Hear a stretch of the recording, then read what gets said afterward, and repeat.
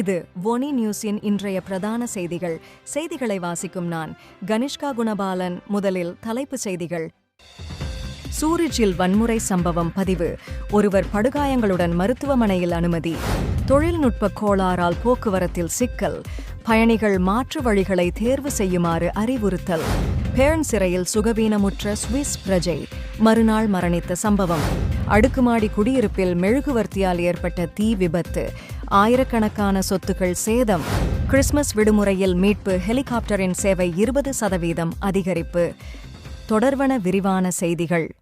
இன்றைய செய்திகளுக்கு பிரதான அனுசரணை வழங்குபவர்கள். இன்றைய தொழில்நுட்ப வளர்ச்சிக்கு ஏற்ப உங்கள் வியாபாரத்தை மேம்படுத்த நினைக்கிறீர்களா? அப்படியானால் சுவிஸ் நாட்டில் அமைந்துள்ள படுகா சாஃப்ட்வேர் சொல்யூஷனை இன்றே அணுகுங்கள்.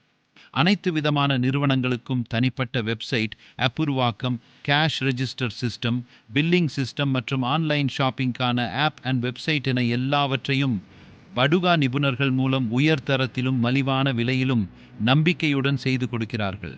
உங்கள் பிசினஸை சமகால தொழில்நுட்ப முறைக்கு மாற்ற வேண்டுமாயின் சுவிஸில் இது போன்ற பல்வேறு வாடிக்கையாளர்களுக்கு தொழில்நுட்ப அடிப்படையிலான வெற்றிகரமான திட்டங்களை நிறைவேற்றி வியாபார வளர்ச்சியை உருவாக்கி வரும் படுகா சாஃப்ட்வேர் சொல்யூஷனை இன்றைய திரையில் உள்ள நம்பர் மூலம் தொடர்பு கொள்ளுங்கள். உங்கள் சாரி நிறுவனம் அல்லது கடையின் விற்பனையை அதிகரிக்க புதிய முயற்சிகளை தேடுகிறீர்களா? போனி ஆப் உங்கள் சாரீஸ் மற்றும் ஆடைகளை தமிழ் மக்களிடம் பிரபலப்படுத்தி உலகம் முழுவதும் விற்பனை செய்ய ஒரு புதுமையான தமிழர் தளம். இனி ஃபேஸ்புக், இன்ஸ்டாகிராம் போன்ற தளங்களில் போட்டியிட தேவையில்லை. போனி ஆப் மூலம் உங்கள் தயாரிப்புகளை நேரடியாக வாடிக்கையாளர்களிடம் கொண்டு செல்லலாம். தமிழர் உலகம் முழுவதும் உங்களின் சாரிகளின் வடிவங்களை காட்சிப்படுத்தி இப்போதே உங்கள் விற்பனையை அதிகரிக்க செய்ய திரையில் உள்ள எண்ணுக்கு தொடர்பு கொள்ளுங்கள். போனி ஆப் உங்கள் வணிகத்துக்கு வலிமை சேர்க்கும் தமிழர் இணைப்பு. சூரிச்சின் மாவட்டம் ஒன்றில் வியாழக்கிழமை அதிகாலை ஒரு வன்முறை சம்பவம் நிகழ்ந்துள்ளது. இதில் அடையாளம் தெரியாத 4வரால் ஒருவர் கடுமையாக தாக்கப்பட்டுள்ளார். சம்பவம் அதிகாலை 2:30 மணிக்கு காஃப்லூட்டன் கிளப்பிற்கு வெளியே நடைபெற்றது.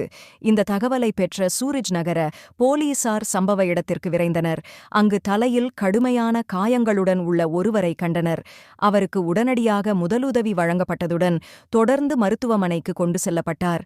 சம்பவத்தின் பின்னணி மற்றும் தாக்குதலின் காரணம் இன்னும் தெளிவாக தெரியவில்லை. தாக்குதல்காரர்கள் 4வரும் போலீசார் வருவதற்கு முன்பே இடத்தை விட்டு தப்பி ஓடிவிட்டனர். ஆதாரங்களை சேகரிக்க நிபுணர்கள் வரவழைக்கப்பட்டதுடன் சம்பவத்துடன் தொடர்புடைய தடயங்களை கண்டறிய போலீசார் விரைவாக செயல்படுகின்றனர். தற்போது இந்த வழக்கு குறித்து சூரிச் கண்டோனல் போலீசார் மற்றும் அரசு வக்கீல் அலுவலகம் இணைந்து தீவிரமாக விசாரணை நடத்தி வருகின்றனர். ஃபுர்கா ரயில்வே அமைப்பில் ஏற்பட்ட தொழில்நுட்ப கோளாறால் கார் போக்குவரத்து நிறுத்தப்பட்டது. இந்த கோளாறு ஓப்பர்வால்ட் மற்றும் ரியல்ப் இடையிலான கார் போக்குவரத்து சேவையை பாதித்தது. மேட்டர்ஹார்ன் கோடார்ட் பான் எக்ஸ் நிறுவனம் இதனை உறுதிப்படுத்தி இந்த சிக்கலால் மாற்று பயண ஏற்பாடுகள் சாத்தியமில்லை என அறிவித்தது. இந்த பாதிப்பால் வலாய்ஸ் மற்றும் மத்திய சுவிட்சர்லாந்திற்கு பயணிக்க விரும்பும் கார் ஓட்டுநர்கள் மாற்று வழிகளை தேர்வு செய்ய வேண்டியுள்ளது. சர்வீஸ் மீண்டும் எப்போது தொடங்கும் என்பது குறித்து தகவல் இன்னும் தெரிவிக்கப்படவில்லை. மேலும் பாதிக்கப்பட்ட பயணிகள் மற்றும் கார் ஓட்டுநர்களுக்கு சிரமம் ஏற்பட்டுள்ளது. பேர்னின் பிராந்திய சிறைச்சாலையில் நடைபெற்ற சம்பவம் ஒன்று விசாரணைக்கு உட்படுத்தப்பட்டுள்ளது. 39 வயதான ஒருவர் சிறைச்சாலை அறையில் மிகவும் மோசமான உடல்நிலையில் காணப்பட்டார். இதனையடுத்து அதிகாலை 12:10 மணியளவில் போலீசாருக்கு தகவல் அளிக்கப்பட்டது. அதையடுத்து அவரை காப்பாற்றும் முயற்சிகள் தொடங்கப்பட்டன. அந்த நேரத்தில் சிறைச்சாலை ஊழியர்கள் முதியவருக்கு முதலுதவி அளித்தனர். பின்னர் மருத்துவமனைக்கு கொண்டு செல்லப்பட்டார். ஆனால் மறுநாளே அவர் மருத்துவமனையில் உயிரிழந்தார். இம்மரணத்தின் காரணத்தை அறிய பேர்ன் பல்கலைக்கழக தடயவியல் மருத்துவ நிறுவனம் ஆய்வுகளை மேற்கொண்டு வருகிறது. மேலும் பேர்ன் கண்டோனல் போலீசாரின் தலைமையில் பேர்ன் மிட்டலேண்ட் பிராந்திய அரசு வக்கீல் அலுவலகம் இந்த வழக்கு தொடர்பான விசாரணைகளை தீவிரமாக நடத்தி வருகிறது. கடந்த புதன்கிழமை மாலை விலனில் உள்ள ஒரு அடுக்குமாடி குடியிருப்பில் மெழுகுவர்த்தி காரணமாக தீ விபத்து ஏற்பட்டுள்ளது. இதனால் பல ஆயிரக்கணக்கான பிராங்குகள் மதிப்புள்ள சொத்துக்கள் சேதமடைந்துள்ளது. ஆனால் சம்பவத்தில் யாருக்கும் காயம் ஏற்படவில்லை. தீ விபத்து மாலை 6 மணி அளவில் ஏற்பட்டதாக துர்காவ் கண்டோனல் போலீசார் தெரிவித்தனர். தீயணைப்பு படையினர் உடனடியாக சம்பவ இடத்திற்கு வந்து தீயை விரைவாக கட்டுப்பாட்டுக்குள் கொண்டு வந்தனர். தற்போது போலீசார் மேற்கொண்ட விசாரணையில் கவனிக்கப்படாத மெழுகுவர்த்தி எரிந்ததே இந்த விபத்துக்கு காரணமாக இருந்தது என்பது உறுதி செய்யப்பட்டது. ஸ்விஸ் ஏர் ரெஸ்கியூ சர்வீஸ் மீட்பு ஹெலிகாப்டர்கள் டிசம்பர் 24 முதல் 26 வரை கிறிஸ்துமஸ் விடுமுறையில் 150க்கும் மேற்பட்ட மீட்பு பணிகளில் ஈடுபட்டதாக தெரிவிக்கப்படுகிறது. அத்துடன் இது கடந்த ஆண்டை விட 20% அதிகம்.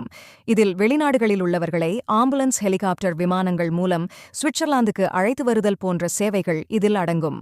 இந்த அவசர சேவைகள் பெரும்பாலானவை குளிர்கால விளையாட்டுகளில் காயமடைந்தவர்களுக்கு மேற்கொள்ளப்பட்டது. இரண்டாவதாக, பொதுவான காரணங்களான பக்கவாதம் மற்றும் இதய பிரச்சினைகள் போன்ற கடுமையான நோய்களுக்கு அவசர சேவை வழங்கப்பட்டது என்பது குறிப்பிடத்தக்கது. நீங்கள் இதுவரை கேட்டது ஒனி நியூஸின் இன்றைய பிரதான செய்திகள்.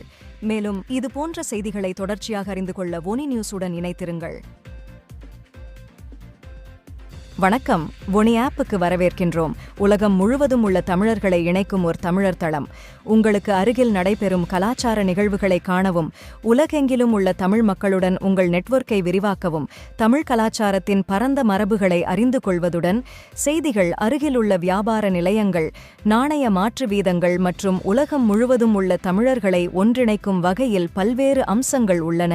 இது நமது அற்புதமான வரலாற்றையும் கலாச்சாரத்தையும் கொண்டாட ஒரு இனிமையான இடமாக இருக்கும். இப்போதே ஒனி ஆப்பை பிளே ஸ்டோர் அல்லது அப் ஸ்டோரில் டவுன்லோட் செய்யுங்கள்.